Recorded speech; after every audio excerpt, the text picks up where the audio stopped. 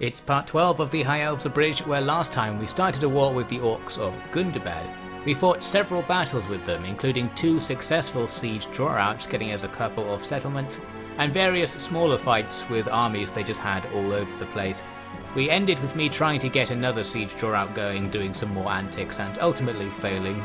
But actually it turns out we are going to get another chance to do what I was trying to do, because the army that I set up for a siege drawout and then failed to be close enough to actually do it with last time didn't move during the Gundabad turn.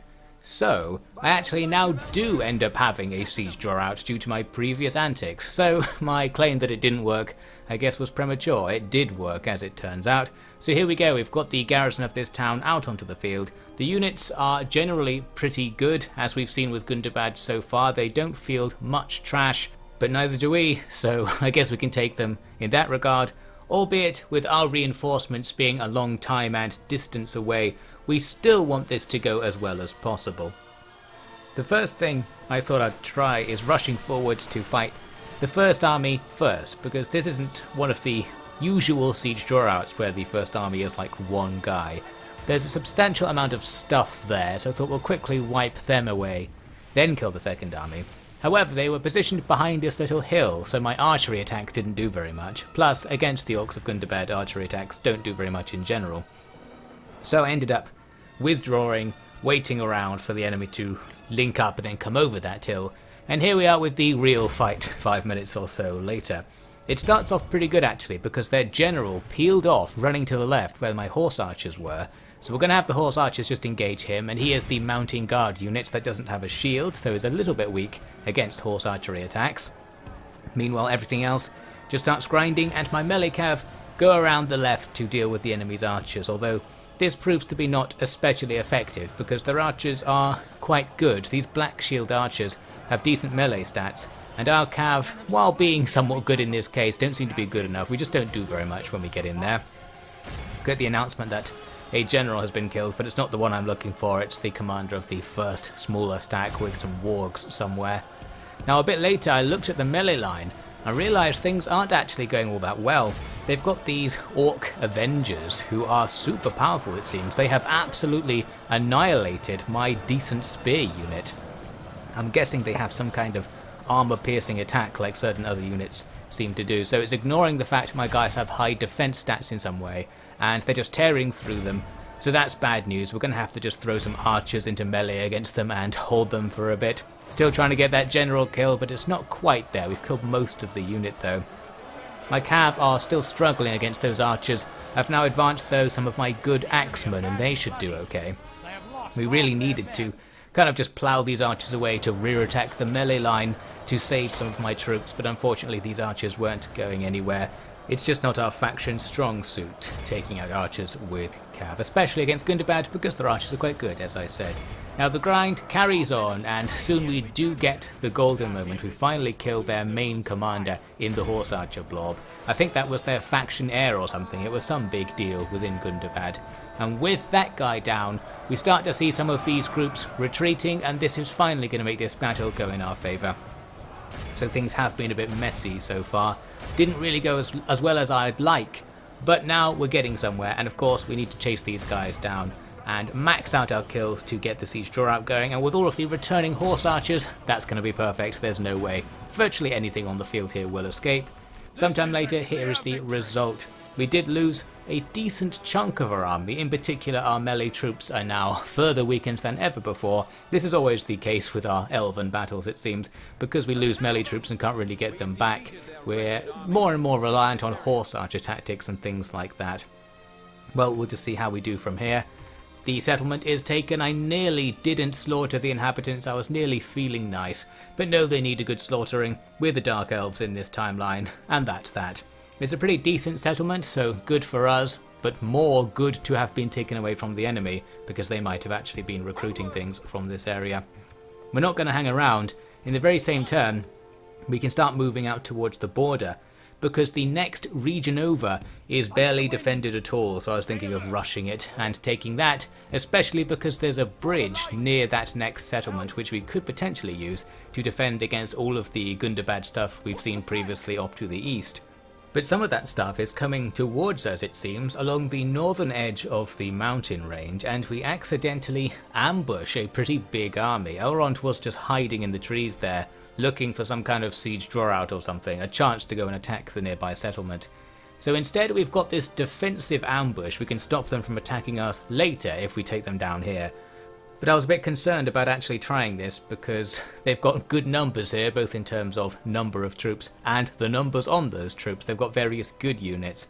However, I did go ahead and fight the battle anyway, and because it's an ambush, we do gain a couple of advantages that the balance bar isn't talking about right now, because their army is spread out over a really wide distance over the map, which basically means we can fight them in small groups and try to fight them in waves, essentially, so they can't use their overwhelming numbers against us very well. This, by the way, was my first ever ambush in Medieval 2 after 200 hours of playing. Good to see it can happen.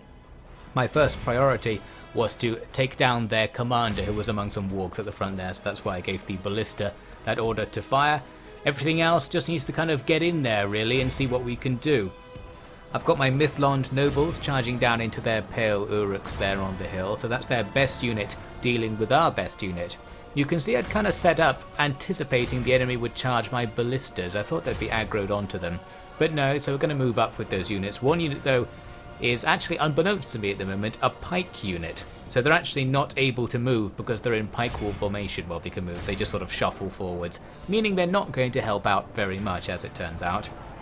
Looks like the Mithlond nobles are carrying this battle, as multiple enemy units are just swarming them from all sides, but they have something like 38 defense, which might be the highest defense I've seen other than like trolls.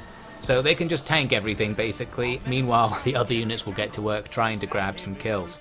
We take out their captain, so this is now both an ambush, a night battle, and an enemy having no captain battle, so their morale should be a bit low. We don't see any big results from this, unfortunately, but it just means we have to hack through less of them to get rid of them, and that's perfect because being able to defeat their front group early will help out with that rear group, which you can see at the back there is coming down the mountains and starting to engage. They've got a bunch of archers on top of the mountains there that are shooting down at some of my armoured archers and are gradually killing them. This was a little bit annoying because there's not really anything we have free to deal with that, so we just have to get shot for a while until more things are freed up to move around. The arrival of more and more stuff from the rear of the enemy column is also a problem, and really we're dealing with that by just having one unit try to tank everything off to the left, and then we'll try and deal with the things as we can further back. Here are the pikes finally reaching the battle and me realising they're pikes by zooming in. And yes, they're not really doing very much. I'm not sure if they're actually better to take them off pike wall formation and maybe they then fight a bit more like normal spearmen or something. I've sent some swordmasters to, well, at first go and deal with the archers, but there were some melee troops up on those cliffs as well, so they're just stuck against them. And now my archers are still dying, starting to get to the point where I'm going to lose that whole unit. I was looking around thinking maybe I could put them behind a rock or something to block enemy shots, but there was no time to keep looking because we've got more micro to do. We have just about killed the front of their army now, so we're starting to commit everything to fighting the back of their army. And that balance bar's looking a bit better now, we've evened things out. I'm sending some cav there to bypass the fight on the cliff and hit the enemy's archers from the flank. Everything else is, at this stage, starting to pile into one main melee blob, getting the pikes in there too. And we'll just hope it goes well and hope we don't lose the officers in the fight. There were a few breakaways though. Some enemy troops moved out of the fight and started going for the ballistas. This could be trouble because that small group might actually kill our whole crew. We kill one or two of them shooting at them with the ballistas, and then I'm going to send my archers to attack them in melee to deal with that. This works out just fine. And yes, the fight does just come down to a couple of main blob fights. We've got our cav fighting the archers on top of the cliffs and the swordmasters trying to break through to them. And then a kind of central blob here with all of the officers and our good troops just fighting against everything indiscriminately, not paying too much attention to the matchups and stuff, but they do have quite a lot of archers in their blobs. This army of theirs was very archer heavy, meaning it's vulnerable in particular to being ambushed. And finally we start to get the routs. Their morale was quite high considering the circumstances of this fight, although that said I don't know if either ambush or night battle actually reduce enemy morale. It's one of those things where in some games it does, in some games it doesn't, but in no games does it tell you, so you kind of have to just guess from experience. Anyway, here's a nice rear attack with my pikes against some archers in melee. I'm guessing the pikes are more of a defensive unit because they don't kill the enemy very much. I'm sure if we had them standing at a choke point or something, they'd be more impressive. My Mithlond nobles, however, they're certainly impressive. They've hacked their way through a lot of the battle so far. They only really took casualties against the pale orcs. Against everything else, they were nigh on invincible and just gradually killed their way through the big blobs. Here's the eventual result. We lost about 200 elves, which is a sizable chunk of our force. However, right after this, we're going to be receiving some reinforcements who have finally arrived from the Imladris region. This includes some of the Noldor troops as well. So Elrond now has a pretty decent force, meaning our prospects for somehow taking that nearby settlement, which is currently fully garrisoned with good troops, have risen. I'm not going to straight up attack it because I'm just hoping something better will come along. For example, they'll walk off. Down here, we're going to go ahead with this next settlement attack with Glorfindel. They have recruited a couple of units. There's nothing fancy we can do with this one, just going to besiege it, get some equipment, and do it the hard way.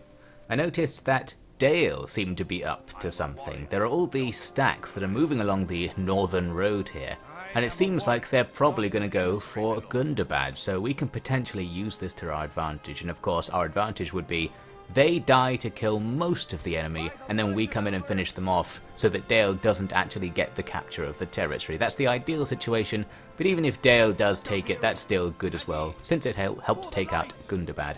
What I wanted to do here is move one more tile than I've actually moved, so I could be next to that nearby Gundabad army in case a battle happened, but that doesn't actually matter, as we'll see.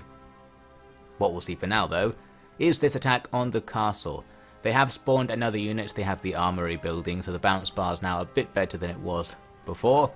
I wasn't worried at all, because what I thought we'd be able to do is have the enemy go and stand on the capture point, as they often like to do, and then we just rain arrows in all directions and try and take them out. But what actually happened was they bothered to defend the walls. How dare they? So that's going to make things harder for us. Here's me surprisingly realizing, oh, those towers are shooting at me. That's because they didn't actually run back from the walls. They were standing on the wall and started walking back, but they changed their mind. So that means this is going to be a bit harder than I thought. What we can do, though, is attack the other gate with another small team. This gate was undefended at first, however they actually did move one of their units back over here to defend it. Good AI work today, and that's going to be a problem for us, especially here on the wall, because they're going to come at us with these Black Shield warriors who are easily a match for our troops, and their presence turns all of the towers on, so they're going to be shooting in all directions and taking us out gradually over time. Meaning we're not going to get the best trades here as we grind the enemy to death. Going to run some cav past everything and try to get into the middle of the town. And as for the melee, well, it looks like it's a little bit chaotic, with arrows occasionally falling from the towers.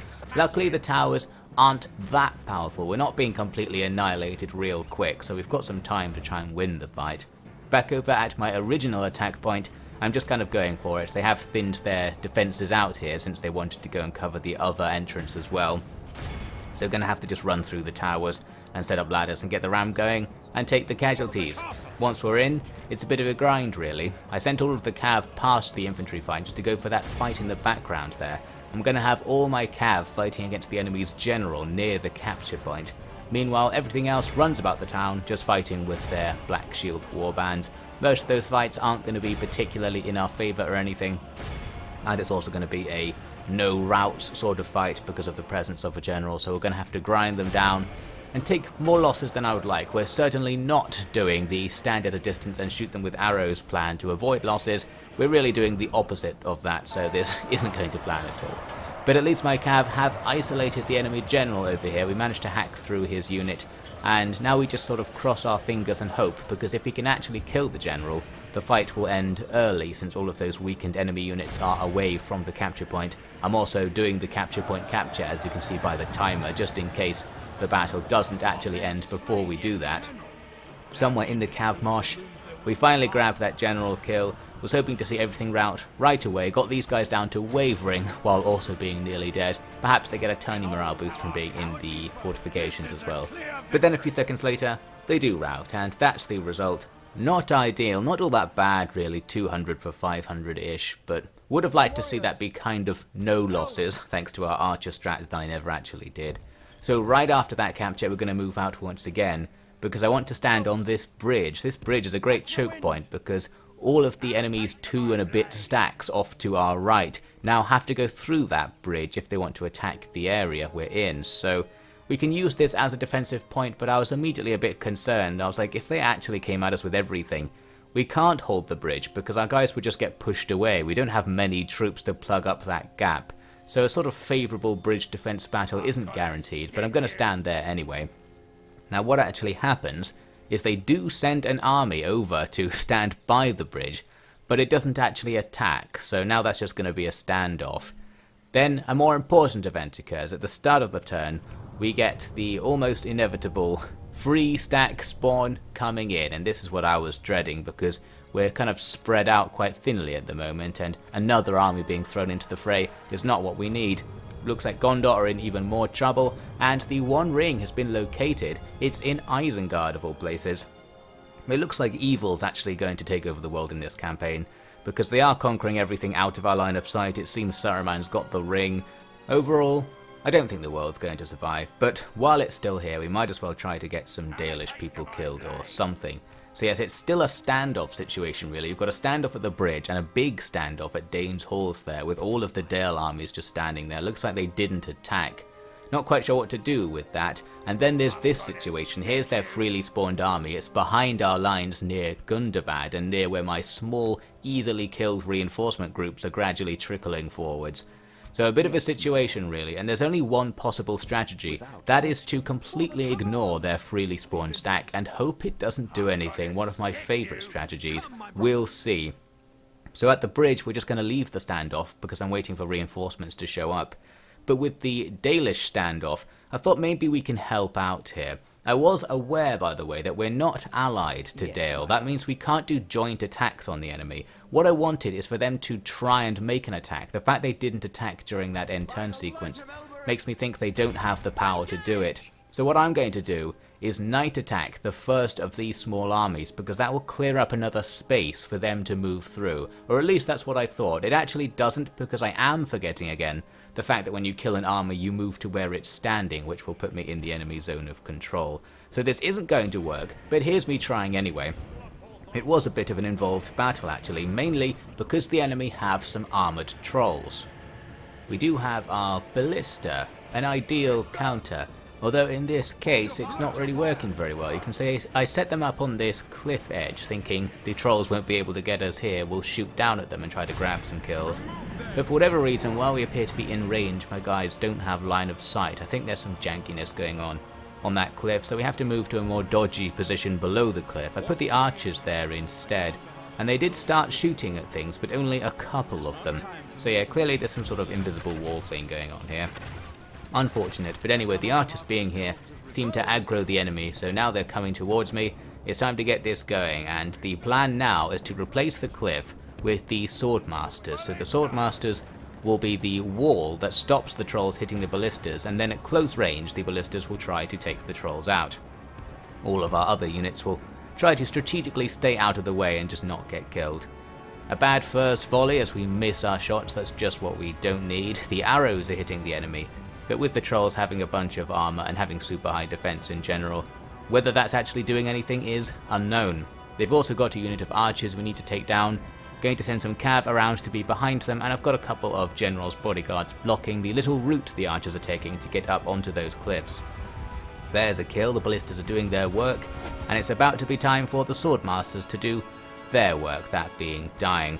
I was a little bit concerned about the archers shooting at the trolls still, because they're going to land arrows on our own men for the most part, but then again they're going to die anyway. Maybe this will do more damage to them than it does to us. Really no way to tell. So yes, it's time for the ballistas to do their thing here. We do get a hit right there, so that's a good start. Now we just wait for the agonizingly long reload times, and maybe we'll destroy the trolls before they destroy both my sacrificial unit and anything else I need to throw in there.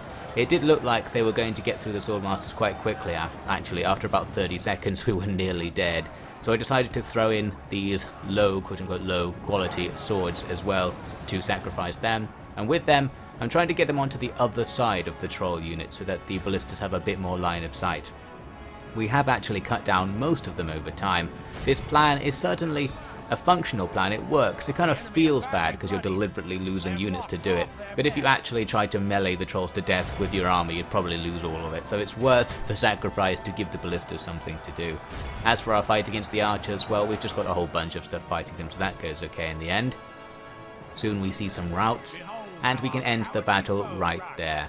So it worked. We've taken out those armoured trolls. We did take large losses, but that's to be expected against trolls. And that's going to help Dale out in theory, but here's me realising my plan doesn't work at all. I now can't move backwards to allow multiple Dale armies to attack that nearby Gundabad force, which would also trigger a siege draw out and potentially deplete the army behind it. So now I started thinking, wait a minute, don't I actually have a diplomat somewhere that I could use to try and ally to Dale? So I started looking around. I had this vague memory of having a diplomat standing out in the middle of the map somewhere. And yes, here he is. And he's actually not that far from a Dale settlement because Dale randomly have a town in the Wood Elves territory. So we can go there within just a couple of turns. On the way though, need to pick up this generic trade rights and map information exchange with Dwynien. So there we go, we're now one turn away from being able to at least ask for an alliance with Dale. The map information we get from Dwynien reveals that this part of the map hasn't been overrun. The red dwarves are still going strong and Dwynien still exist. I think it's just Rohan and Gondor that have been completely annihilated, but we just don't have any recent intel on what's going on. We've stopped getting messages saying that their kings are constantly dead and that their capitals are under siege. I think it might have all been over a while ago actually. At the start of the next turn, we get some pretty good news. The Gundabad spawned army has joined the invasion I mentioned in a previous part. There's an invasion going on against Lothlorien. So now that they've joined that, they're probably not going to attack me. They're just going to walk across the map to go get involved. There's another army from Isengard that appears to be on the way to do the same thing. They're going to have to go through Khazad-dûm by the looks of things, and previously there was like 2 stacks of troops defending it. I don't know where they are now, but looks like they might actually be able to get through if they really tried. This line, by the way, is kind of stable now, because after the defeat of Angmar, the Dunedain have been spamming the Dunlendings and Isengard in that area, so it's looking pretty good there. We've stemmed the tide of evil for a bit. Anyway, now it's time for me to try and get my alliance with Dale. The problem is they didn't actually want to. I wonder if they've worked out I'm planning on sacrificing their troops for my own gain. I tried giving them some money and they weren't interested in that. Eventually I just threw loads of money at them and I did get the deal. I couldn't get military access, which was the other deal I'd like to have, but we are now allied to them and we're a bit poorer. So we can potentially make use of that right here. I can attack the swollen siege draw out situation here where there's now half a stack in front of their main fortifications, and I can draw in one of the 3 Dale armies nearby. And of course that number 1 is a problem, because if we attack with just this one allied force, we're not making full use of this alliance, and it's probably still going to be difficult. However, there are ways for us to get the other armies involved in some way, and maybe you can already think of what those are. We'll take a look at that at the start of the next part.